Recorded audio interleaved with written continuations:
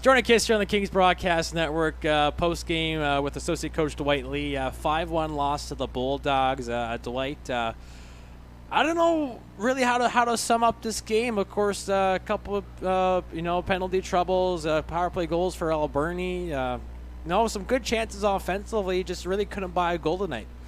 Yeah, we generated more shots tonight, which was something that we were focusing on, and outshot them in the first two periods, but weren't able to convert with it. Well, you get off to the first goal for the first time in 3 games. Xander Stewart back in the lineup, and he definitely had some pep in his step. Leading the charge there, a little give and go, and he's able to finish it off. Yeah, that was a nice little entry there on the power play, a little give and go, and nice shot, beat him short side. So, yeah, good to see him get on the board. And for his first game back, and you only missed 2 games, but it felt like he really wanted it out there. I think especially in the first period, he was all over the place. Yeah, he was covering a lot of ice, and one of our better puck movers, and it was good to have him.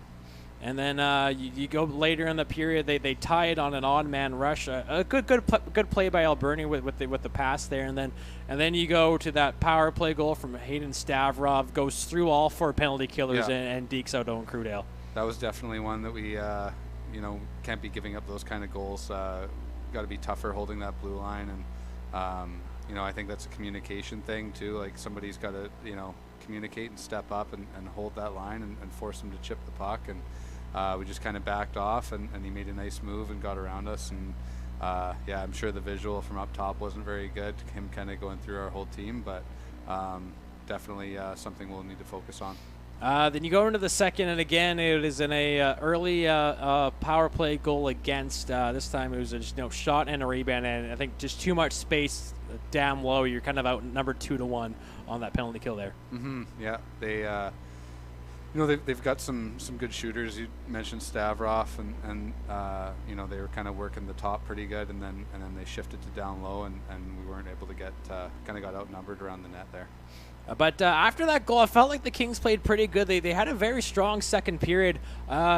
A number of chances, especially inside. You did a good job of getting to the front of the net and get into those loose pucks. But again, you just couldn't find a way to get one past Glebart Sabanov. I agree with you. I don't know the exact numbers, but I think we had put up like 15 shots that period. And then the way that we finished the period, Ash takes it behind the net. We get that jam play, get all the bodies to the net. We're getting the secondary and third chances on the puck, working hard. But like I said, we weren't able to convert. I thought there was some pretty good effort at times, and other areas of the game where we were a little bit flat and needed to be moving our feet. But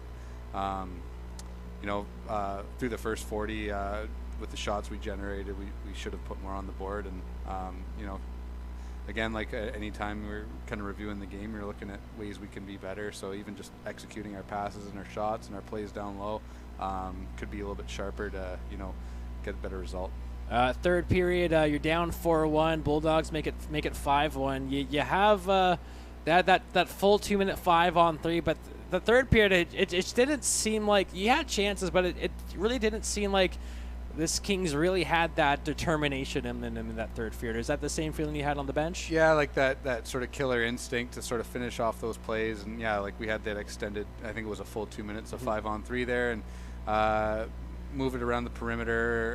Got our shots blocked. Kind of had a hard time getting up the ice, and just that wasn't our best for sure, and didn't really like the way that we finished the hockey game there in the final period. We need to be better. So obviously not the weekend you wanted coming home for the first time in the new year, but I think one of the positives, you talked yesterday a little bit about guys kind of stepping up with the injuries, and I think one of those guys that did that this weekend was Caleb Bentham. Mm-hmm. I thought he played, he was fantastic both games, and for him, he's battled 2 separate injuries this year. He's had a hard time finding consistency as he again with those injuries is trying to get healthy, but it seems like this weekend is a really good stepping stone for him. I would agree on that. Like got injured end of preseason, and that's sort of a critical time to sort of get into your groove there. He was, I don't want to say he was a step behind, but you go through training camp, preseason, you get injured, teams sort of get into a groove, and then to be missing that first 4 weeks, 6 weeks, whatever it was there, that's definitely not going to help you. But you know, kind of was working his way up and playing better, and then you know, we're down some key guys, some puck movers, some big heavy guys on the back end. We're missing some important pieces there.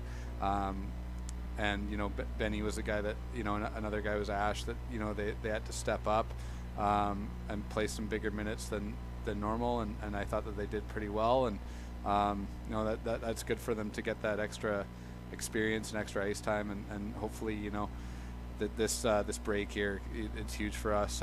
You know, a lot of these injuries we have are kind of on the day-to-day, week-to-week type thing, and you know, so if we can get some of these guys back, you know, it just makes our lineup that much better when we've got everybody, and then sort of guys are sort of playing in their you know, within their role, and we just get more from everybody that way. So you know, looking forward to getting our full lineup back. And you know, I don't want to go too far in the past, but you know, going back to that Coquitlam game, that was some of our best hockey we played all year.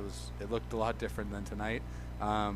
We need to get healthy and get back to playing that way, and I think if we can do that, then that's you know, sort of our pathway to being successful. Yep. So obviously, you know, getting healthy, going over the All-Star break next week that's the main key. That's the main focus for this Kings team. But you're also going to have, you know, really 2 weeks of good, solid practice. What's, aside from getting healthy, what's going to be, you know, the focus over the next couple of weeks here?